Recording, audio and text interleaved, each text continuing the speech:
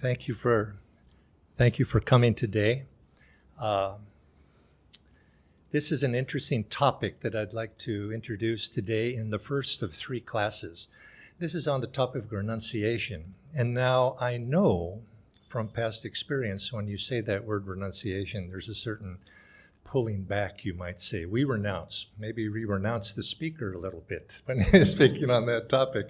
And this, you might say, though, just to give a little clarity as to why we titled this today's talk, Joy and Renunciation, 2 sides of the same coin, because that's really what it is. And today I'd like to be addressing specifically that topic of renunciation. But this will be a 3-part series.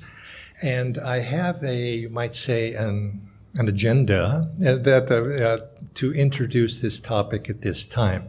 So as I said, today I want to speak broadly, you might say generally, about this topic. But next week and in the week after, I want to introduce the specific application of this topic into, one, our personal lives, of course, but also in terms of Ananda Sangha itself, because this is a fundamental quality or aspect of the spiritual path that is ingrained in what Ananda Sangha is trying to do, or you might say ingrained in the aspirations for Swami when he established Ananda. And it was something that he expressed through the application of that his guru, Paramahansa Yogananda, was very keen about, that the spiritual path is a path of renunciation.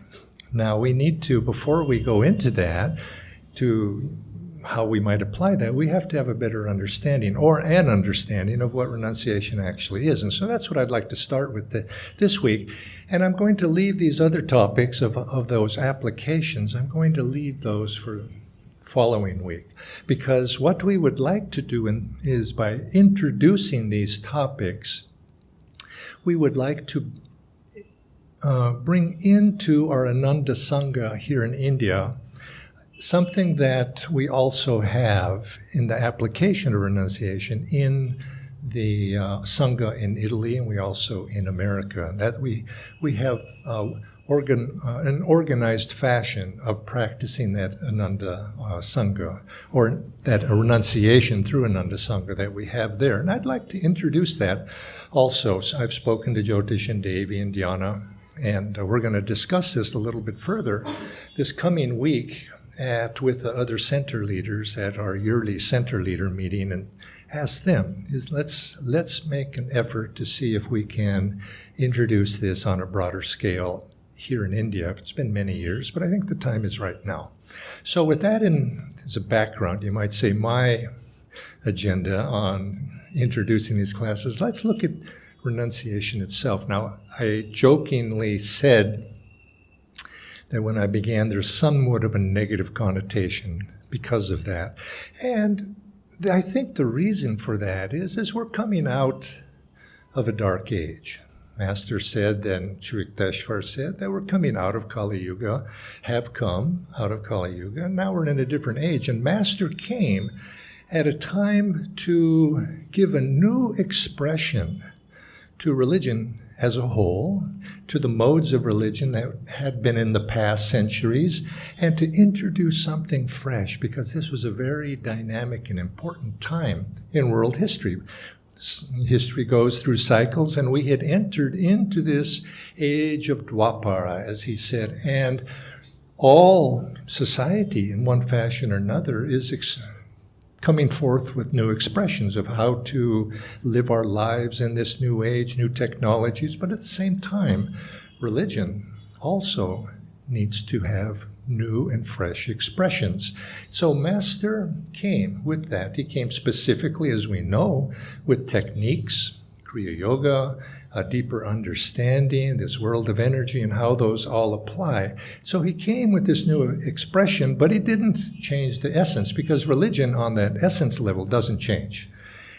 Ages after ages, it's the same. The individual's quest for ultimate verities, ultimate truth, disciple-guru relationship, these are eternal teachings that are passed down, but the outer coating, you might say, just like the clothes we wear, they change from season to season perhaps, or age to age.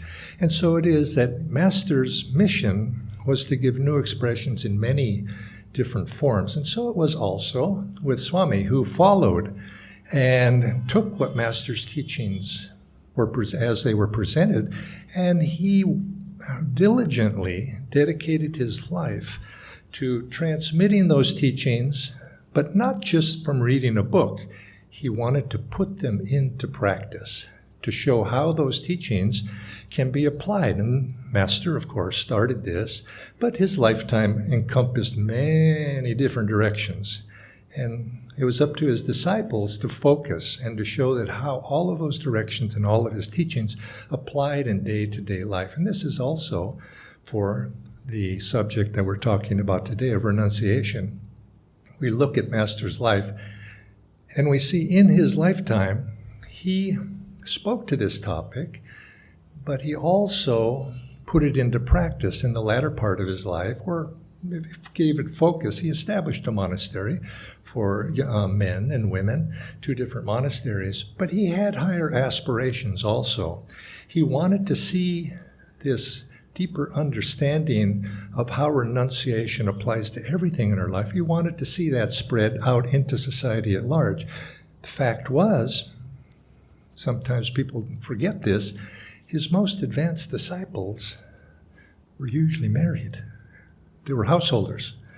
And so obviously he wanted to, those householders, I imagine, he was calling upon them to take this message forward and to say, how are you going to apply these in family life? How are you going to apply this renunciation in business, in every aspect of one's life? And we can't think in terms of renunciation just in the way it was looked upon in Kali Yuga. We have to apply it now in the modern age.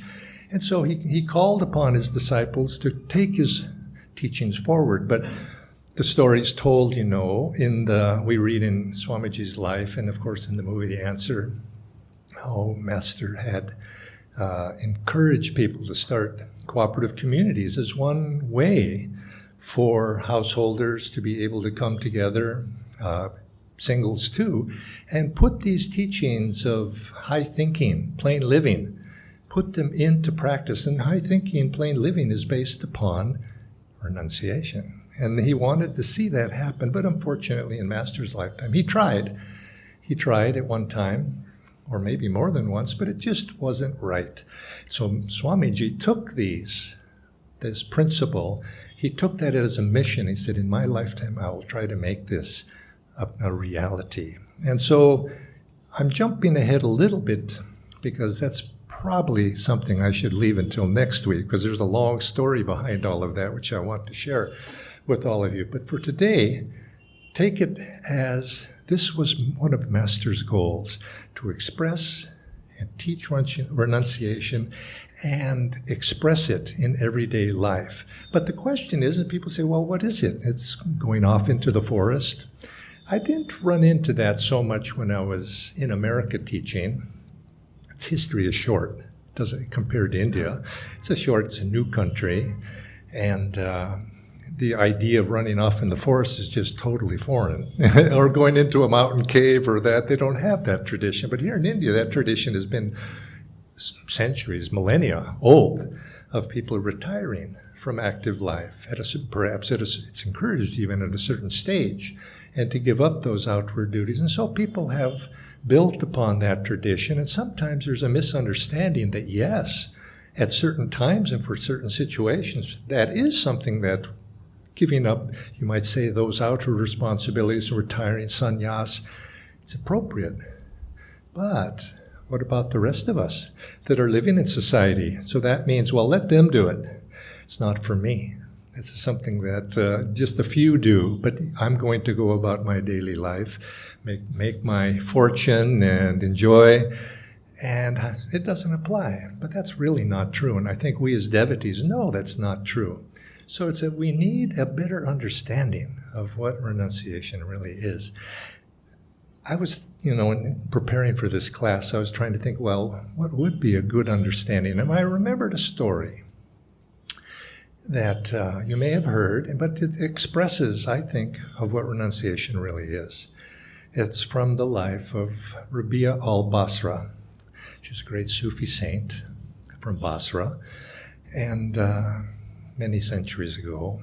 And she was recognized as actually in her lifetime as a great saint. And so she had her disciples and students were around her asking her questions. And they said, "Oh, ma'am, do you love God?" And of course she said, "Of course I love God. Of course I love God." And of course the disciple knew that, but he says, so he probably said it, "Master, you love God?" He says, "Yes, of course." And he says, "Do you hate sin?" And she said, "No, I don't hate sin. I have no space in my heart for anything but love for God." Have no space for hating anything. And I thought, that is a good definition, or example, let's say. That's a very good example of renunciation is really about. She renounced sin, you might say, or misdeeds, or however you choose to or blockages, because she had totally consumed herself with the infinite in her love for God. And Swamiji, in his book on renunciation, is very similar to that. He says renunciation is the expansion of one's little consciousness to embrace everything. So, and leaving the little consciousness of the individual self behind. Let me read that. I didn't say it quite properly. He said, "The goal of renunciation is to rid oneself of self-limiting identity, to expand our sense of self from the little self to the infinite self." In a sense, that's exactly what Rabia was doing, to expand her sense into that infinite joy. And in any undertaking that we do, we see that there are a number of qualities in business, in education, anything we try to do, we have to have a goal. So we aspire to the goal. And you might say this is our goal, is this expansion, this sense of bliss, this sense of infinite love of Rabia. That's our goal. But then on the other side, we also have to release ourselves from that's what's preventing us from reaching that goal. Isn't that the case? So we find this expressed in the yamas, niyamas. You have the yamas say, well, these are the things we have to give up. Don't do this, don't do that. And of course we have the yamas saying this is what you should do. And of course, ultimately the goal has those 8 steps of what we're aiming toward. And so everything, we have these two sides of going towards something and leaving something behind. Now the question for us is, example of Rabia, which of those two are you going to focus on? Now they're both necessary. I want to make that quite clear. They're both necessary. What you leave behind, the things that you block, but we cannot forget what it is that we're aiming toward. And so consequently, this is what the path of yoga is about. We learn to lift this consciousness up, to raise that consciousness up to the brain, but it's blocked. It's blocked. And so we have to remove those blocks, the senses and the desires and anger and all those negative expressions. We have to contain them to some degree. But unfortunately, the tendency is, as people express renunciation, is they put their focus on what they're trying to contain. There's this American story of a farmer or fellow, a country guy out in the country, and a newcomer comes into town. He says, well, tell me I'm new to this town and I want to join one of these churches. He says, how about that church over there? Is that a good one? And the local says, well, I don't think that's a good one. They's talking all the time about the devil. That's all they talk about there. The devil doing this, the devil doing that. You got to watch out for the devil here. And they're in other words, they were consumed. They were consumed on, or there's another country story like that. Says, the countryman says, well, I'm a very religious man. I don't smoke, I don't drink, and I don't cuss. And that makes him nearly a saint. And that's, of course, some people, that's religion right there. You don't do this, you don't do that. And, and then and of course, that fellow is not all that serious. But if you're serious, well, you don't do a lot of things. And that's your whole outlook on life of what are you not going to do. And consequently, you start looking at all those things that I'm not going to do that. Oh, my God, I'm not going to slip. And so you forget what you're going toward and where you're headed in the direction of. And that's this infinite sense of consciousness. But we have to be aware of that, but it's not defined. Our inability to reach our goal can't be defined by what we don't do. You see, it has to be more focused on what we are going to do. Or if we look at ourselves and we want to serve God, what can I do for God? Not what I cannot do for God. See, it's like Master would tell his disciples that once you have a taste of what these teachings are about, you're not going to want that anymore. And so consequently, or he would say, and once you've tasted good cheese, you're not going to want stale cheese anymore. So where do we put our focus? Now, if you look at the positive things, I think we understand. But if you look at those negative things that we would consider negative, why negative? It's because they take us away from joy. Hatred. There's no joy there, and or anger, all of these things. That's why they're negative.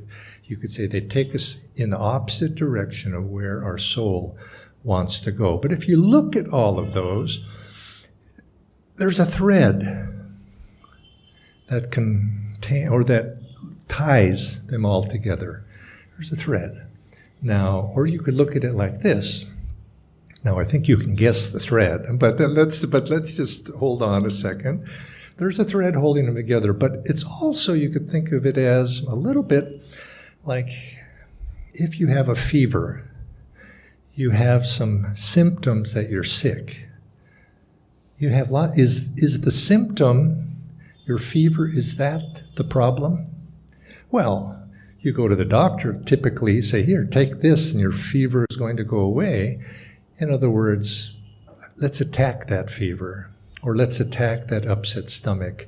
Let's make you feel good by doing something. But those are symptoms. Healing comes when we overcome the disease, you see. But that disease will manifest in many different symptoms. And so what we find, that there is a common disease, you might say, in our approach, in our life. And of course, that thread that ties all those things together is this thread of egotism. It's the ego that somehow is in there, making us self-identify. And so coming back to what Swami was defining it, he was saying to expand our sense of self from that little self to the little self to the infinite self. Let's expand that. So if you were to put renunciation in a negative sense, you'd say, I'm going to renounce drinking, I'm going to renounce smoking and bad words, swearing, I'm going to renounce those. But that's not enough. And you could make that list on and on and on and on and on, and that's not necessarily going to make you a saint. It's like the wash tub. And Swami used to always use that image. He says if you have a big, a tub and you're trying to clean a shirt, push it under and a little bubble of it pops up. You push that down, another bubble pops up over here, and it just... You try to get rid of the ego, or you try to get these manifestations of the ego, and it's just one after another, it's endless. And you find that you're not able to succeed. You have to get to the root of the problem, which is the ego. So the renunciate might say, well, okay, let's get rid of that guy or girl. Let's get rid of it. Let's get rid of it. But it's not that easy. And is that really what we want to do? Because the ego has a quality. It's what separates us from the animals. We have a developed ego. That ego can be our friend also. It's what helped us to rise up. It allows us to make choices. Now, admittedly, we don't always make very good choices, but we at least have the ability, the potential to make a good choice. And so in that sense of I-ness, that sense of separateness, it allows us to be aware of the fact that it is separate, and I don't like it. There's something beyond my experience that I want to move toward. And so that ego is that little self, that nagging little self that wants to be happy, that propels us. So to say, well, I'm going to get rid of it, I'm going to renounce it, well, that's not necessarily going to solve the problem either. And so what Master proposed, and what Swami proposed, and this is discovered by anybody who's deeply on the spiritual path, is that we have to not so much destroy that ego, but it's a matter of transcending it, going above that ego. You might say even forgetting the ego in our love for God. You see, in our aspiration, in what we're trying to do, we're so engrossed in that quest for bliss that the sense of little self is put aside. And this is, and if we look at this in terms of the directional flow of energy, we see that there's a much more positive way. And it's also the only way to be able to ultimately find God, find what we're after, because the ego cannot be destroyed. It can be forgotten. As Master said, even in the highest state of ecstasy, of samadhi, the ego still exists, but only as a memory. You see, just a memory. It's not active anymore, but it's still there as a memory in the ether. And so consequently, our goal as devotees to be able to achieve what we're trying to achieve is, how do we get beyond? How do we transcend? That's what we want to do. Now, I heard something that I very much liked just a couple of Thursdays ago. Dr. Amar was speaking, and he said something. I said, that's good. I have to remember that, because it was very simple, and I thought those of you there probably heard it as well. He said, why not talk to God and say, God, this is your body. It's not my body. I didn't create this body. I don't think I created this ego either. Something created this thing. Now why, I don't know, but it's not, I didn't create it. So it's God created this body, created these hands, created these feet, created this sense, this little self, this ego. It's yours. I give you this. Work through me. These are your instruments to work through. And when I heard that, I thought, oh, that's beautiful. That's exactly how I would like to approach it. Work through me. Use this ego. Matter of fact, God, I give it to you. I don't want it anymore. I give it to you. Now, he keeps throwing it back at me, so something's, I'm not quite giving it in the right spirit, or something's wrong here, but I give it, I surrender it, take it. But then, what about this? But use it. And I think in the sense that he's not going to take it. He's going to say, look, I'm not taking that thing unless you purify it first. It's, clean it up a little bit before you give it to me. So, okay. But nevertheless, in the meantime, God, you be the driver. You be the driver. And I will act. I will reason. His master's prayer was, which he said, by the way, it was his highest prayer, and expresses who he was, his approach to God, his approach to the spiritual path. He was going to act. He could not help but act. The Gita says such. We cannot renounce action. We're impelled to act. There's no such thing as non-action, so we're stuck. We have to act. But let's act in the right way. So we give it to God. We give this ego to God. We give this body to God. We give everything to God, and let God work through us, you could say. And then I surrender that, and I give it to God. I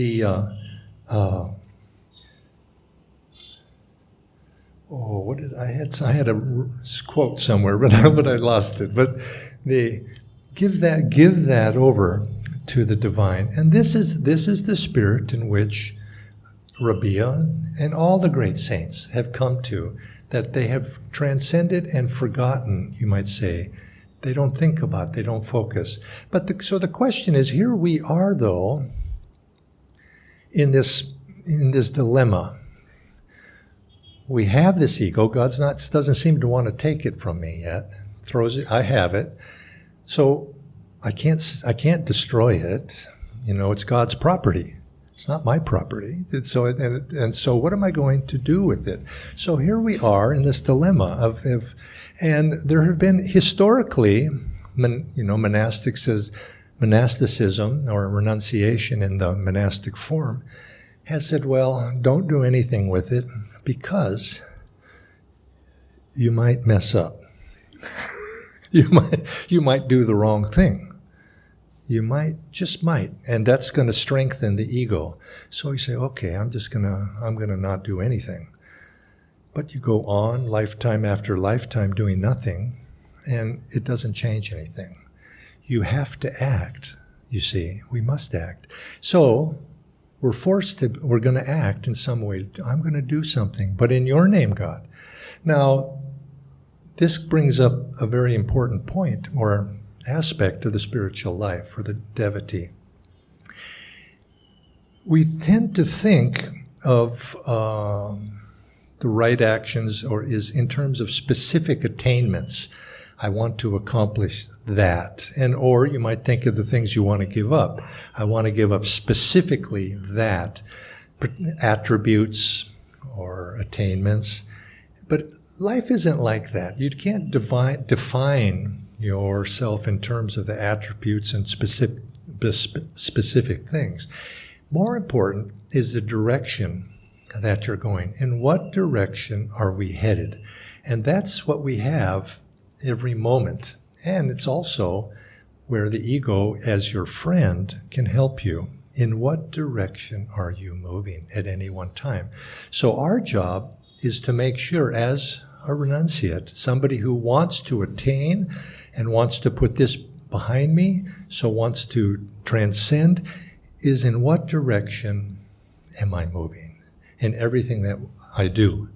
And this is the more important aspect of the spiritual devotee's life, is to make sure that you're directionally aligned in a way that's taking you toward your goal, that's minimizing that egoic sense, that's transcending your sense of little self. And if we think in terms of directional flow, I think then we find that somehow God comes in and is able to infuse us and guide us in whatever direction we're going.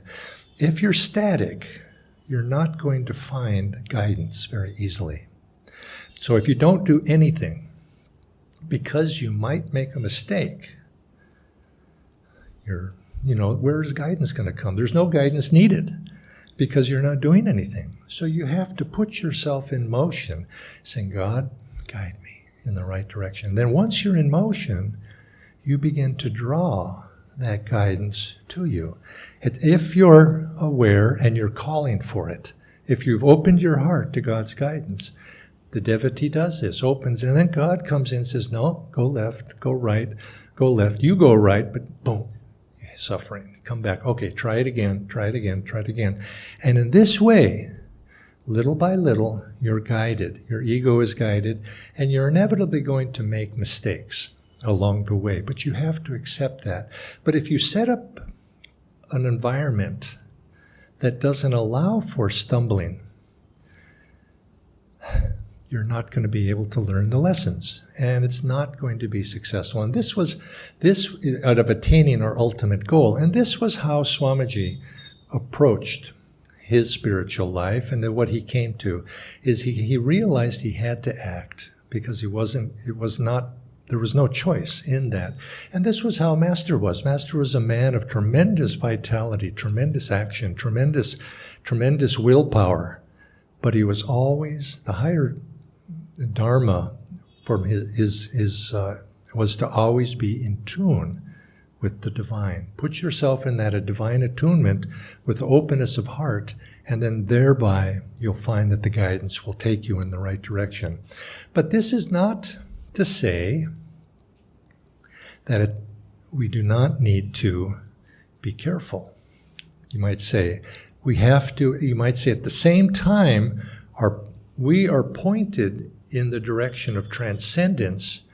We have to realize and not be naive enough to think that, I don't need to do anything to contain those bad habits, to contain those negative tendencies that I've been carrying with me for eons, for decades in this lifetime. So we have to approach it from both sides. But we have to make our emphasis on where we're going and doing what is necessary to take us in the direction of that. Now, I'm going to read a little bit from Swami's book on renunciations, just which I liked very much, because in this terms of being practical in our day-to-day behavior. It's so important that these things not just be philosophy, but it's something to consider. We don't want to be naive, as I said, but we do have to, each of us have to recognize our different abilities and understanding on where we are in the spiritual life.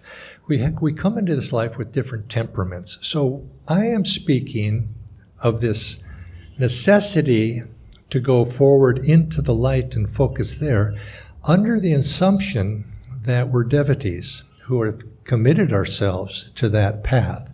So in a sense, you could say sattvic recipients of this, who can be encouraged through words, through influence, through their own higher understanding of, yes, that's what I want to do. But it's not, we have elements of ourselves that are not always all sattvic. You see, all of us we're a mixture. So there are elements in our life that are rajasic. Now, advice to do the highest thing because it's good for you to a rajasic element within ourselves is not always going to be successful. So sometimes so if you have tendencies in yourself that are rajasic, there's certain elements, characteristics. For a rajasic person, I think, or rajasic quality rather than person, because we're not all of one or the other, sometimes you have to make a fence around that. It's the better approach. Contain it, but not necessarily just figure that it's going to do it just because it's the better thing to do. You do have to contain it. Some people suffer, for example, from anger. You have to you can say, I'm not going to be angry. I'm going to watch that. Now, for some people, that's enough. Other people, it's taken possession of them, you might say. So you have to find ways to contain it. So, and you could go quality by quality. You could look at what do I need to do if that is the particular quality that's bothering me. There's some rajasic tendency or some, I have to contain it until the time comes I can rechannel it. Because all of these negative qualities essentially are just energy. They're energy that's been directed in the wrong way. And the whole process of spirituality, spiritual life, is learning of yoga, is learning to identify that energy within us. It's maybe going this way. We want to gather it up and redirect it to a higher purpose. The sattvic person finds this, I wouldn't say easy, but you don't have to take quite as vigorous measures. But for the rajasic person, you have to be aware. What is your tendencies? Contain it, and then put active action into trying to redirect that energy into a positive direction. Again, toward your goal, not putting it in a cage and locking it up, suppressing, doing whatever, and thinking it's going to go away. It doesn't go away. It just waits for the opportunity. That pretty soon that lock on that cage gets rusty and you break it and it's out again. Now then, of course, then you have tamasic people. What do you do about them? Or quality, not them. What do you do about? Well, sometimes you have to beat it. Now, no, I'm not saying I'm not saying literally that, but they don't even putting in a cage, or containing it. They're going to climb over, or they're not even going to get going. So with the tamasic, you have to give it a little stimulation. You have to get in there and work with it. But you also have to make sure that your eye is on the goal. I like to think of the ego also. You might think of it as a service dog. Think of us, you have the seeing eye dog. And now service dogs are very, very smart, really highly intelligent, but they have to be trained and they have to be disciplined. And you have to do continual training with that dog. But that training and that discipline is absolutely essential that it's done with love. A dog like that of high intelligence will not respond unless who's the owner loves that dog. And then it responds willingly and will die for you. That's how the ego is. We want to gently, not beat it, not degrade it, but discipline it. But discipline it with love and say, no, this is, and of course, the sattvic person can more easily do that. But in time, all of these qualities are purified, and then we direct them to what ultimately the goal is. So this is something directional. We're going to put this into direction. Now, I wanted to read a few things, but even though we fail, I could say in one sense that if you've tried to do something and you failed, look at it this way. Swami would say what? He didn't say you, never said you failed. What did he say? You haven't succeeded yet. You see, so in a sense, if I use the word failure here, or let's say to not succeed many times, in a sense you could say that's good. Because one, you're aware of it, and two, you keep trying again and again. And so that's the important thing. And Master said, God will never abandon you or give up on you as long as you keep trying. But even then, even if you're not trying, he's just stepped back and waiting. But he'll always be there to help you to be able to ultimately succeed. Now, Swamiji also said something when he was put in charge of the monks at Self-Realization Fellowship. A master told him, he says, don't make too many rules because rules destroy the spirit. And again, it doesn't mean that we don't abide by something, but if you have the right spirit and in our case, let's say attitude. He says attitude, and this is what Swami also advised us, attitude is the most important thing. If you have the right attitude about what you're doing, where you're headed, he says it's going to work out. God will come to your aid in some fashion. But sometimes for the tamasic person, you do need a few rules to yourself. You see, I'm going to get up in the morning. I'm going to go over there and I'm going to meditate today. And sometimes you have to discipline yourself to be able to do that. But ideally, since Swami was talking about people that were of a sattvic nature, the other monks in this case, he says, don't make too many rules. It'll destroy the spirit. And there was a nice quote that he said, Swami writes, he says, for monastics in general, he said, restrictive injunctions cause that monastic to lose the cheerful confidence in God, which alone enables one's spirit to soar. So in other words, if you live your life by rules alone, how is the spirit going to soar in joy, to soar in spiritual creativity, to be one with God? And so all of us, we need to be honest with ourselves, absolutely honest. Where am I? Which one of my soldiers, you might say my spiritual soldiers, have been misbehaving? Bring it into discipline, just like that service dog. Just bring it in. Say, okay, we have to work on this. Give it attention. But don't let it consume your attention to the point that you don't realize or put your attention on the higher goal, which is love for God, and have that as your primary motive. Now, Swamiji in this book, I really quite recommend it. If you haven't read this book, Renunciate Order for the New Age, it'll be something I focus on a little bit more next week. But he gives a discourse and through these chapters on what it means to be a renunciate in this age. And of course, he created an order to express that. And so, but he gives a nice chapter here, which also, if you read the book Sadhu Beware, he also gives some additional tips.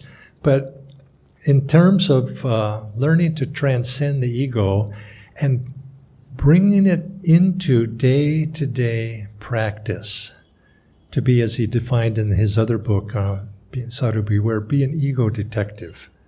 And just watch.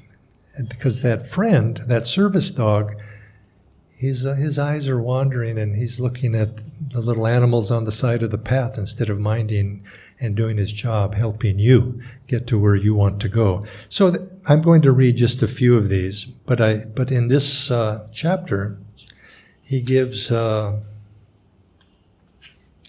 gives 26 of these pieces of advice. So I like to read them every once in a while and say, yep, I didn't do that right. So anyway, but then the first one he says, when someone tells you a good story, now this happened, somebody's told you a good story once in a while, don't try to top it with another one. Has anybody ever done that? And they're telling you the story, but they're not even halfway done, and you're thinking, yeah, I got a better one, I got one I got to tell him, and you're thinking about your story, and you're not even listening to that story. Or if it's not a story, somebody's telling you something about their problems they're having in life, and you're thinking, oh, wait till I get my job.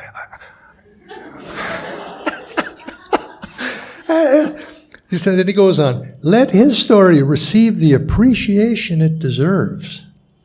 Laugh appreciatively. Be generous. Allow him his moment in the limelight. Isn't that practical? Just little things like that. Say, yes, control that. Okay, that was, here's another one. When someone has a good idea, even one you yourself have already had, you may find it helpful to say simply, that's a good idea. Say that's a good idea. He comes up with a lot of good ideas. Don't say, yes, I've often had that same thought myself. It's tempting, isn't it, though? To just interject your own, yeah, well, there he goes again. I thought of that years ago. I'll just read one or two more. If someone makes an incorrect statement, don't bother to correct him unless you consider it important to do so. But if it does seem important enough to speak up, then instead of flatly contradicting him, make it clear first that you know he is interested only as you are in the truth. In other words, contradicting another person, they're in error. He says, don't even bother unless it's important. I've often noticed this. I'm sitting here, I hear a conversation going over here, and the person says, oh, the capital of that state is XYZ. And I know it's not XYZ, it's something else. And I've got this impulse to say, wait a minute, that's not the capital. Swami says, why? Let him have it. You don't have to butt in to everybody else's conversation. In other words, because now unless it's important, he's going to drive in the wrong direction or something. Maybe you might say something. But for most of these things, it's the ego talking. The ego to assert itself, you see, to be heard, to get in there. Just rein it in. And you find that energy, there's a certain egoic energy that wants to go out there. And you find that it begins to calm down. And it actually, your life begins to change because of that. And your sense of inner peace begins to grow. You begin to learn what it means to be content in yourself, rather than outwardly having to receive that approbation from outside yourself and the reflection from other people saying, oh, you're so smart. You're such a wise fellow. You knew the answer that the capital is Delhi and it's not.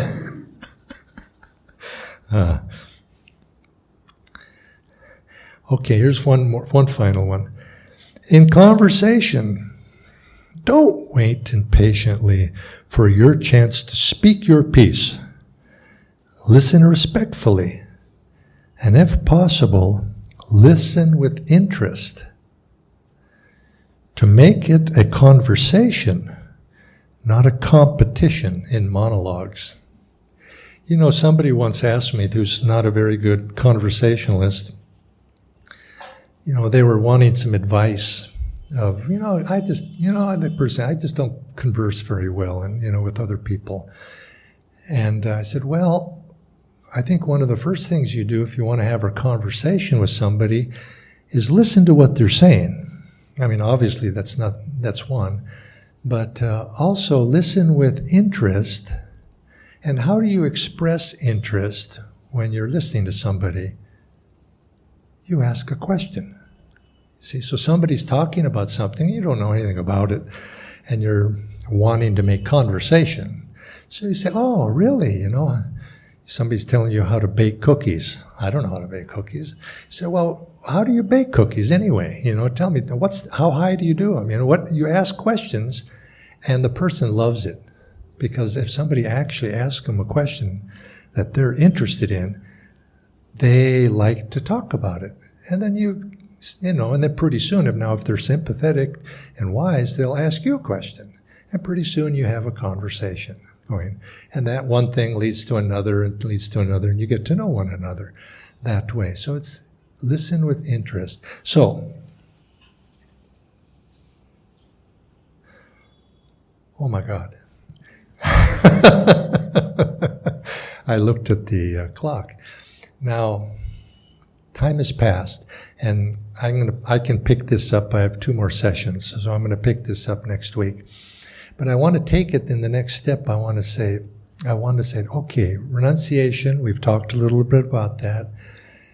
Now, how can we apply that to ourselves, and what might strengthen us in terms of our renunciation. I think in the sense if we as a Sangha have a common sense of purpose of what we're trying to do, that we can work together toward increasing our sense of renunciation and thereby increasing our sense of focus upon what's really important in life. And I think we can then thereby support one another in that, because people coming together who are in common toward their divine purpose builds a great strength. And that strength comes from each of us as individuals, but that strength also comes from us as a Sangha, that we are then able to reach out to other people effectively and to be able to be strong within ourselves. And so I'd like to talk a little bit about that next week. We do have a little bit of time for questions. I say little, but I'm sorry I went a little bit long. But is there any questions? And we'll, I'll try my best to answer. No questions? Come on, somebody has to be the first. Okay, Gorja, you're first. Okay, so you had said that, so I just want a clarification actually, confirmation. So you said that if we want to reach the goal of, attunement with the divine, that you have to focus on what you're going to do more than what you're not going to do, right? It's a balance. Because I find myself sometimes getting caught up in all the things I shouldn't do, and then I forget what I want to do. Welcome to the spiritual path. No, it's true. I mean, there are different times in your life. There are phases in your life. There are times when we have to focus. Unwillingness is overwhelming me, and I begin to notice it. I'm unwilling. I have to focus. Look, it's enough. I have to do something about that, and I have to give it my attention. Okay, and you focus on it, but in the context of the realization, why am I focusing on that unwillingness? Because it's keeping me from what I really want, where I'm really going. So it's gotten too far out there. I need to contain it and bring it back in, you see. I need to get a control of it once more.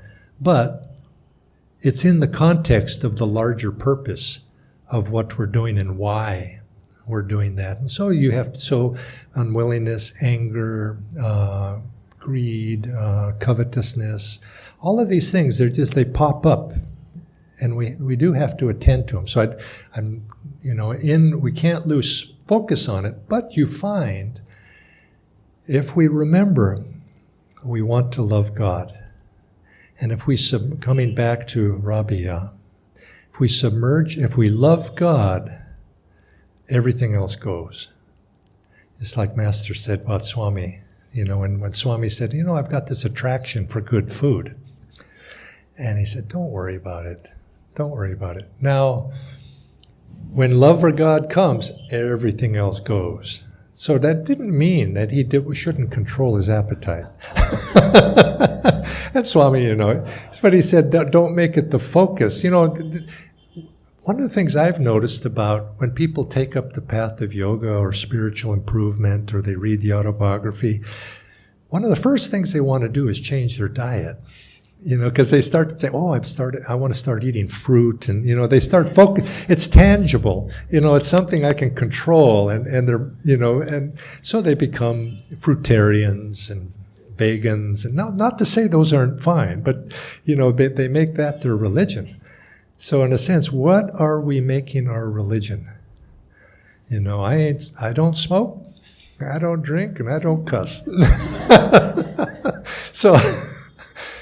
And I'm not unwilling either. So, but and which are good things, fine, but in perspective of the larger goal. Was one more? Okay, over on. I want to ask you how to include joy, how to include or attract or to bring joy out of us when we think we don't. You know, the thing about joy, I used love today, but I could have substituted joy in bliss, whatever. You can't wait for joy to come to you. I think that's basically it. You cannot wait for it. You can't wait for love to come to you. You have to say, I'm going to act in joy. And let's substitute joy for another word, love, bliss, God. Are you going to wait for God to come to you? Or are you going to, act in God's presence? God is the doer. He's acting through me. He's in everything I do. He's in the person I'm talking to. He's in the person I'm seeing. Now, this sounds very idealistic. It is. But we have to make that idea. It's that the spiritual path is making those ideals in reality and finding those, just like Swami here was talking about ego, just being a little ego detective. Those are things to attack that problem in a practical way. We have seen the similar way. How do you have joy in your life? You could write 26 little things, which would be a good idea. And actually, I'm sure Swami has written a book on that. He's written, Secrets of Joy or something, which, do we have all of those books? Anyway, how to put these things into practice, because we can't wait for it, you see. If we wait, because in the doing, joy comes. And it's the same thing when we meditate. And, I forgot one important point. When we're meditating, we have to meditate with joy. But and the point I forgot, and I was supposed to conclude with this, was what is the best way, you might say the most direct way to transcend ego? What we've been talking about is a little bit and experience joy. These are indirect methods, everything we've been talking about. If I act this way, I'll feel better.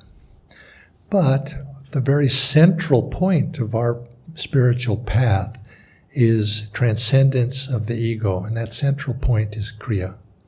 The practice of Kriya is done for the specific purpose of transcending ego. So I must say, that renunciation and is the practice of Kriya Yoga. Kriya Yoga is the practice of renunciation in the true sense of transcendence of the ego.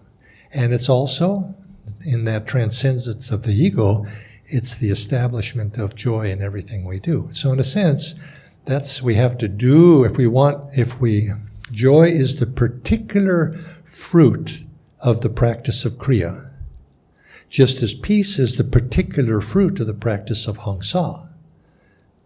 Sound is a particular fruit of the practice of the Om technique. Joy is the particular fruit of Kriya. But you can't wait for it to come. So if you want joy to come to you in the practice of Kriya, you have to do it with joy. So and what does that mean? Next time you do Kriya, this evening, how am I going to do this in joy? And you do it in joy, and slowly, and if you take it into your daily, how am I going to add this column of figures in a joyful way? How am I going to drive to work in joy? How am I going to talk to somebody and try to be an instrument of that? So I think if we feel it when we express it, and I think that's how joy comes to us. And I think that's if we express God, I think then God comes to us. So anyway, we'll pick this up again next week. And like I say, we're going to go into the